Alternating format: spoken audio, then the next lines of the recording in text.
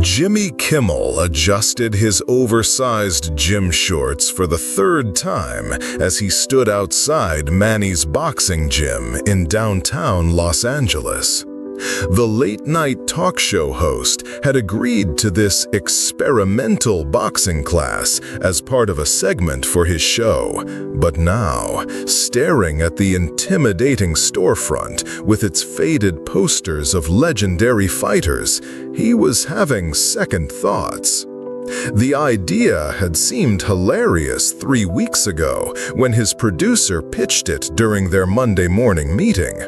"Jimmy tries boxing," she had exclaimed, with the enthusiasm of someone who wouldn't be the one getting punched. "It'll be like when you did the haunted house, but with more potential brain damage." His wife, Molly, had been less enthusiastic. "You're 56 years old, Jimmy. Your back hurts when you sneeze too hard. What makes you think you can box?" But here he was, wearing borrowed gear that smelled like a combination of old leather and broken dreams, about to make a fool of himself on national television. "This is either going to be comedy gold or a complete disaster," he muttered to his camera crew, who were already setting up inside. "Probably both." The gym smelled of sweat, leather, and decades of dreams. Fluorescent lights buzzed overhead, casting harsh shadows on the worn canvas of the main ring. About 15 people were already there, a mix of serious-looking amateur fighters, fitness enthusiasts, and a few curious locals who'd heard about the celebrity visitor. Jimmy surveyed the crowd and immediately regretted every life choice that had led him to this moment. There was a woman in her 40s who looked like she could bench press a Volkswagen, a teenager with arms like tree trunks, and several men who appeared to have been carved from granite by very angry sculptors. "Welcome to the jungle, Hollywood," someone called out, and Jimmy couldn't tell if they were being sarcastic or threatening, possibly both. Coach Martinez, a stocky man in his 50s with hands like cinder blocks, sized up Jimmy with obvious skepticism. "So you're the funny guy from TV, huh? Well, boxing ain't a joke, amigo. You sure you want to do this?" "How hard can it be?" Jimmy shrugged, pulling on his borrowed gloves with the confidence of someone who'd never been punched in the face. "I've been in fights before, with my writers over script changes, and I once had to wrestle a microphone away from Kanye West." The snickers from the other students were immediate and merciless. "Yeah, right, Hollywood," called out a muscular 20-something named Derek, who had the kind of confidence that could only come from never having been humbled by life. "Actually," Jimmy shot back, trying to maintain his composure, "you'd be surprised how violent some of my celebrity interviews get. Jennifer Lawrence once gave me a black eye during a game of Truth or Dare." The crowd wasn't buying it, and Jimmy could see his credibility evaporating faster than his confidence. Jimmy's first attempt at the basic stance had everyone struggling to contain their laughter. His feet were positioned like he was about to do a ballet plie, his hands held up near his ears like he was trying to block out noise. "Lower, Kimmel. You look like you're surrendering to the punching bag," Coach Martinez barked. "I'm not surrendering," Jimmy protested, trying to adjust his stance and somehow making it worse. "This is my fighting pose. I call it the confused flamingo." The warm-up exercises were a comedy of errors. During jumping jacks, Jimmy managed to trip over his own feet twice. When Coach Martinez demonstrated proper footwork, Jimmy's attempt looked like he was doing the Macarena in slow motion while walking through invisible spider webs. Has he ever moved his body before? whispered one of the female boxers to her friend. Like, for any reason? Maybe rich people have other people do their moving for them, came the reply. When it came time for shadow boxing, Jimmy's movements resembled a combination of interpretive dance and someone swatting at invisible flies. His punches had no form, no power, and definitely no purpose. He stumbled backward after throwing what he thought was a devastating right hook, nearly tripping over his own feet. "Is he having a seizure?" whispered one of the women in the class. "Maybe this is how rich people fight." Derek laughed loudly enough for everyone to hear. "All style, no substance." Even the heavy bag seemed to mock him. Jimmy's punches barely made it move, while the bag next to him was being demolished by a teenager who couldn't have weighed more than 140 pounds. "Come on, TV man," another student jeered. "My grandmother hits harder than that, and she's been dead for 5 years."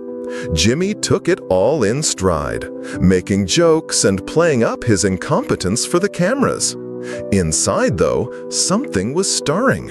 Maybe it was his competitive nature, or maybe it was just decades of handling hecklers, but he was getting tired of being the punchline.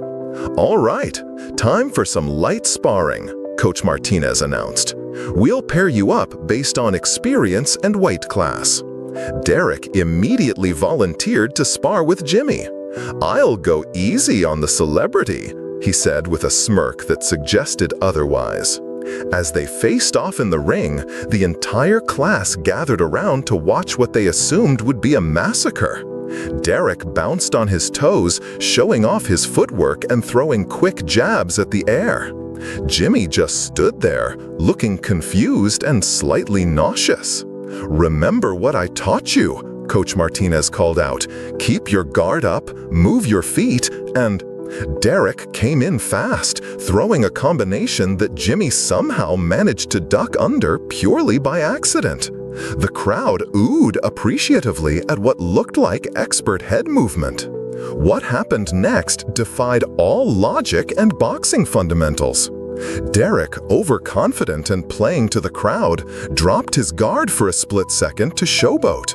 Jimmy, in a moment of pure instinct and desperation, threw the most awkward, unorthodox punch imaginable, a looping overhand right that looked more like he was trying to pet a very tall dog.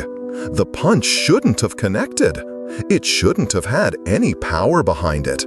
It definitely shouldn't have sent Derek stumbling backward into the ropes, his eyes wide with shock and his legs wobbly like a newborn colt.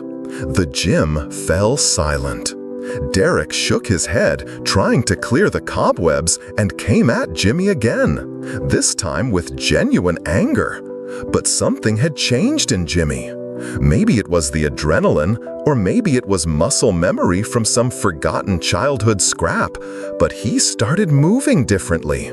His punches were still ugly, still technically wrong, but they were finding their mark. A wild left hook caught Derek on the ear. An uppercut that looked more like an uppercut suggestion somehow found Derek's chin. Jimmy wasn't boxing, he was surviving. And somehow, that was working. "What the hell?" Derek gasped, backing away as Jimmy pressed forward with a flurry of uncoordinated but surprisingly effective punches. The crowd was no longer laughing. They were watching in stunned silence as the comedy show host, who couldn't throw a proper jab to save his life, was systematically dismantling their gym's most arrogant member. Derek, frustrated and embarrassed, tried to end it with a big right hand. Jimmy, operating on pure instinct now, slipped the punch, if you could call stumbling to the left while trying not to fall slipping, and countered with a punch that was part hook, part push, and entirely devastating. Derek went down. Not knocked out, but down, sitting on the canvas with a look of complete bewilderment on his face.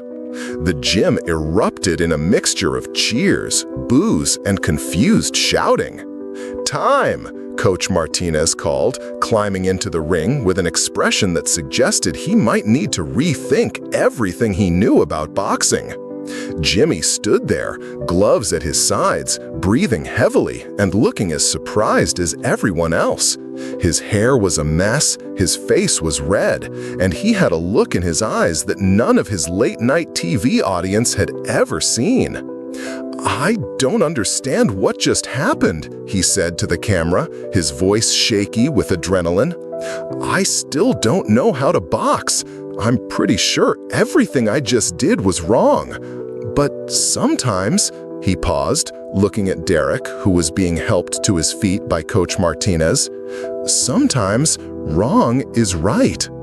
The gym slowly returned to normal activity, but the atmosphere had changed. The other students no longer saw Jimmy as a joke.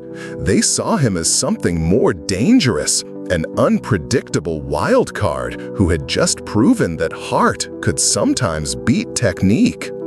As Jimmy removed his gloves and prepared to leave, Coach Martinez pulled him aside. "You know," the old trainer said quietly, "I've been teaching boxing for 30 years. I've seen natural athletes, I've seen hard workers, I've seen killers, but I've never seen anything like what you just did." "What did I do?" Jimmy asked, genuinely confused. Coach Martinez smiled for the first time all day. "You fought like a man with nothing to lose and everything to prove. Sometimes that's the most dangerous fighter of all." As Jimmy walked out of the gym, his camera crew scrambling to keep up, he could hear Derek behind him, still trying to explain to his friends how he'd been dropped by a talk show host who punched like he was playing an orchestra. "This is definitely going on the show," Jimmy told his producer, rubbing his sore knuckles. "But I'm not sure anyone's going to believe it." Behind him, the gym slowly returned to its normal rhythm, but the legend of the night Jimmy Kimmel knocked down Derek was already being born. And in boxing gyms around the world, coaches would soon be telling their overly confident students about the importance of never underestimating an opponent, even if that opponent happened to host a late-night talk show and punch like he was playing charades. The moral of the story? Sometimes the best technique is no technique at all. Sometimes the most dangerous fighter is the one who doesn't know he can't win. And sometimes when everyone expects you to fail, that's exactly when you succeed beyond your wildest dreams. Jimmy Kimmel had entered the gym a comedian. He left it a legend.